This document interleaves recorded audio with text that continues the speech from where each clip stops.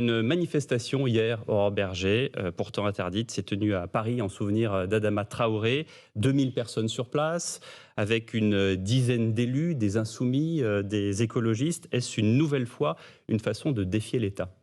En tout cas, c'est une provocation, de manière évidente, à partir du moment où vous maintenez l'organisation d'une manifestation qui a été déclarée illégale, qui a été rendue interdite, confirmée par le Conseil d'État. On a des institutions, on vit dans une démocratie, on doit déclarer les manifestations qu'on veut organiser.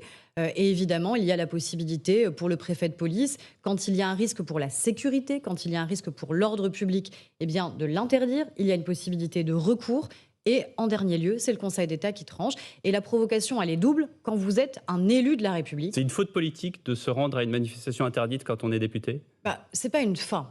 Le problème, c'est que eux, volontairement, c'est-à-dire la France insoumise, utilisent cet argument-là, pas de la faute politique, mais de volontairement aller dans des manifestations illégales pour essayer de faire croire que nous vivrions ici en France dans un pays autoritaire. On ne vit pas dans un pays autoritaire, on vit dans un pays où évidemment, le président de la République et ses décisions peuvent être librement contestées, ça s'appelle la démocratie, mais où il est hors de question qu'on porte atteinte tout simplement à l'ordre public, à la sécurité, et les forces de l'ordre ont agi de manière exemplaire. Selon Aurore Berger, les députés insoumis qui étaient à cette manifestation, ils jettent de l'huile sur le feu, ils pratiquent quoi, la politique du pire après les émeutes que l'on vient de connaître ? Nous, dans le groupe, on a rebaptisé, dans le groupe que je préside, on a rebaptisé la France insoumise la France incendiaire.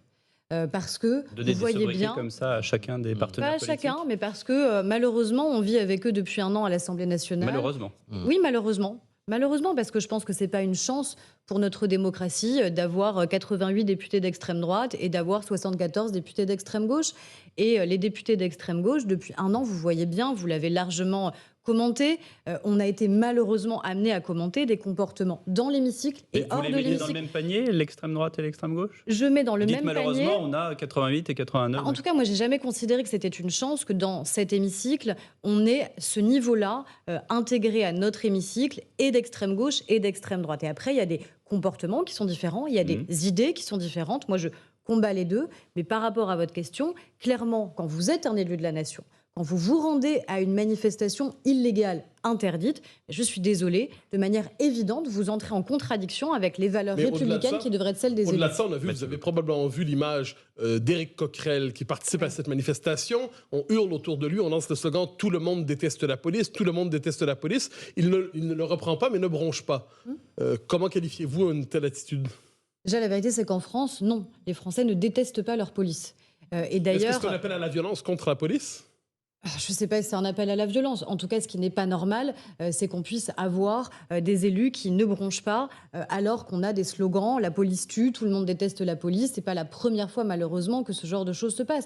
Et c'est absolument inacceptable et intolérable de venir avec son écharpe tricolore et donc d'accréditer ça. À la minute où vous entendez ce genre de propos, vous devez évidemment quitter cette manifestation. Mais la vérité, c'est qu'il n'aurait même pas dû être présent dans cette manifestation. On le connaît.